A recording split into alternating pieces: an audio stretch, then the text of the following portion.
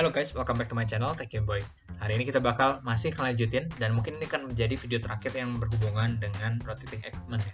Nah, jadi di sini kita bakal mensimulasikan sebuah turbin gas berjenis single shaft gitu ya. Nanti aku bakal jelasin kayak gimana. Nah, digunakan untuk membangkitkan listrik pada PLTG gitu, pembangkit listrik tenaga gas. Nah, diketahui data umpan dan gas bakar kombustor sebagai berikut. Ada udara umpan dan juga ada gas hasil pembakarannya. Ini kondisi operasinya kita udah tahu dan kita diminta untuk menentukan net power yang dihasilkan dari sistem tersebut. Nah, oke, jadi apa sih yang membuat soal ini spesial? Jadi di soal sebelumnya kita udah belajar kompresor dan juga turbin ya secara terpisah. Dan hari ini kita bakal menggabungkannya ke dalam kasus turbin gas. Nah, jadi kalau di turbin gas ada beberapa jenis turbin gas yang sifatnya single shaft. Artinya apa yang sama? Artinya kecepatan putarannya itu bakal sama. Nah, di sini kita punya udara umpan. Nah, ini tujuannya adalah untuk nanti dia membantu pembakaran pada PLTG gitu ya. Dan di sini ada gas hasil pembakarannya. Nah, jadi kita gak bakal mensimulasikan seluruh dari siklus Brayton-nya, tapi kita hanya mengambil sebagian dari siklus Brayton-nya, yaitu berupa udara umpan dan gas hasil pembakaran yang terhubung pada single shaft. Oke, jadi segitu aja pendahuluannya. Yuk kita masuk ke kasusnya. Oke guys, kita udah di dalam proses simulation-nya. Kita masukin dulu komponen-komponennya. Nah, di sini ada cukup banyak.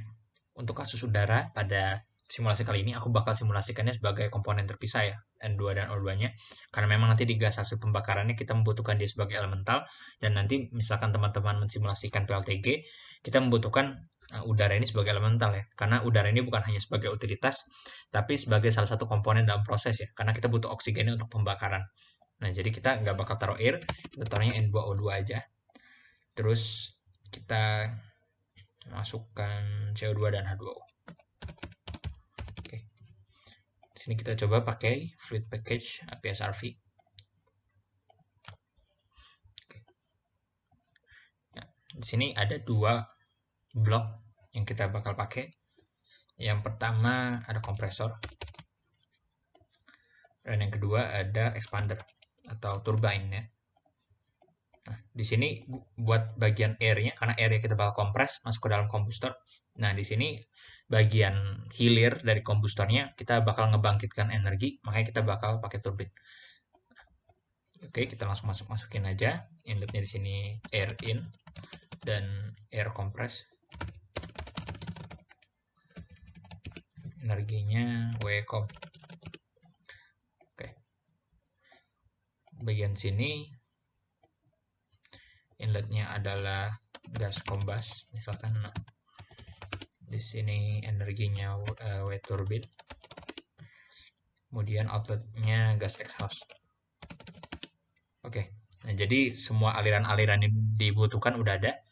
Sekarang kita tinggal masukkan temperatur di sini atmosferik ya, di sini kondisi tunak,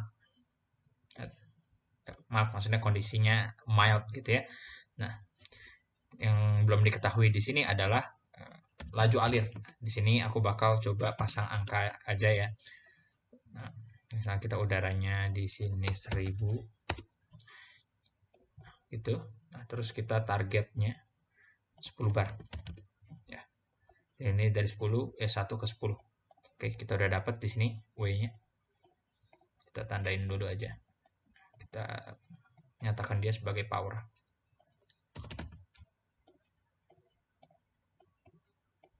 Oke, selanjutnya di bagian gas kombas kita mungkin masukkan dari komposisinya dulu 77,15%. Oke, karena dia ini kita edit 77,15%,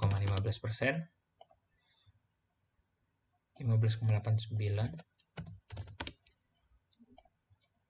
2,47 dan 4,49. Oke, nah kalau di HYSYS ini kita nggak apa-apa, masih dalam persen, nggak usah diubah dulu dalam fraksi. Nanti kalau misalnya kita klik OK, dia langsung berubah jadi fraksinya. Nah gitu ya, ini bakal sama aja.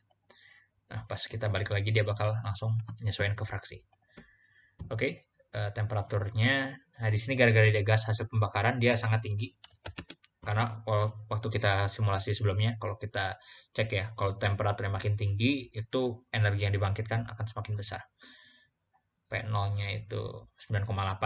Bisa kita lihat ini mirip dengan tekanan keluaran kompresor, tapi di sini ada delta pressure gitu ya, ada hilang tekan misalkan pas di bagian combustor, makanya nanti sisanya 9,8 bar. P akhirnya itu 1 atmosfer. Nah, ini kenapa? Karena biasanya kalau misalkan kita habis pakai turbin di PLTG, ya dia bakal discharge atmosfer misalkan gitu ya, atau ke ke tekanan yang rendah. Nah, itu ke atmosfer. Nah, seperti ini. Mass flow-nya kita ambil 1200. Nah, ya, pastinya lebih besar ya dari air compress atau air in, karena kan nanti ada fuel masuk. Nah, jadi ya dianggap misal 1200. Oke, kita udah punya 2 komponen di sini.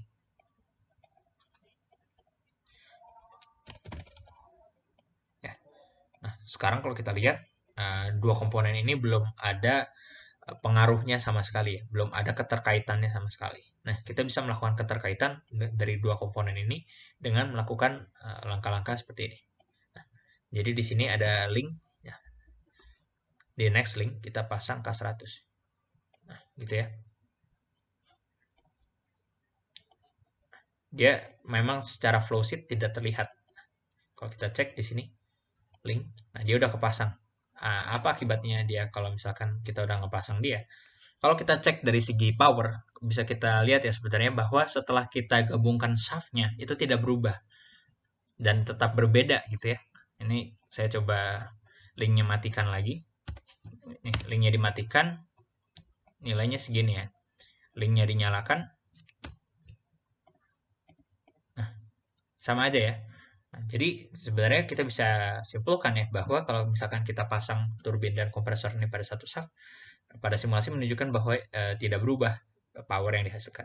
Nah, sekarang kita coba bandingkan performance dari kedua komponen ini, yaitu kompresor dan turbin. Bisa dicek sebenarnya bahwa angka-angka yang dihasilkan ini ya banyaknya berbeda gitu ya. Kalau adiabatic efficiency atau isentropic efficiency ini kan hasil default ya, jadi ini gak dianggap lah gitu. Nah, tapi sisanya ya beda gitu ya. Tapi kita ingat dari simulasi sebelumnya bahwa speed itu merupakan salah satu komponen yang tidak wajib untuk dispesifikkan. Nah, misalkan nih, di sini kita mau coba masukin speednya 100 rpm. Nah, dia langsung terdefinisi juga di kompresornya, gitu ya. Jadi nggak cuma di expander, tapi di kompresornya juga terdefinisi sebesar 100. Kalau misalkan ini 200, di kirinya juga 200 gitu ya. Jadi ini sama. Nah, itulah konsep dari single shaft. Karena kita berada pada shaft yang sama, maka kalau satunya muter sebesar 1 putaran, yang satunya juga muter sebesar 1 putaran gitu ya. Nah, itulah kondisi pada single shaft. Nah, di sini gear rasionya itu sebesar 1. Artinya kedua gear itu sama besar gitu ya. Kalau rasionya 1 kan sama besar. Kalau misalkan sama besar, maka kecepatan putaran dari kedua komponen ini akan sama. Coba kita cek bagaimana kalau saya ubah gear rasionya jadi 1,5. Kita cek ya, di performance dia langsung berubah. Di sininya 200, di sini 300. Gitu ya. Nah, itu dia. Jadi gear rasio ini akan menentukan bagaimana hubungan speed antara kedua komponen ini.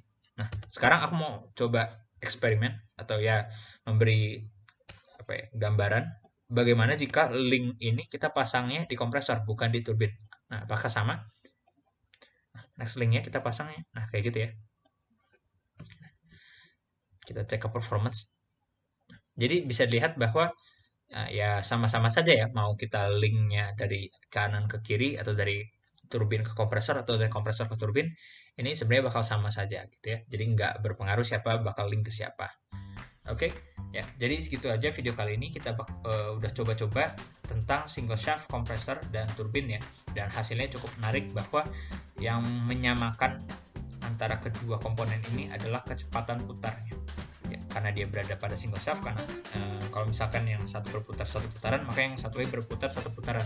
Itu dengan catatan bahwa gear rasionya itu 1. Oke, jadi segitu aja video kali ini. Semoga bermanfaat dan sampai jumpa di video selanjutnya. Dadah.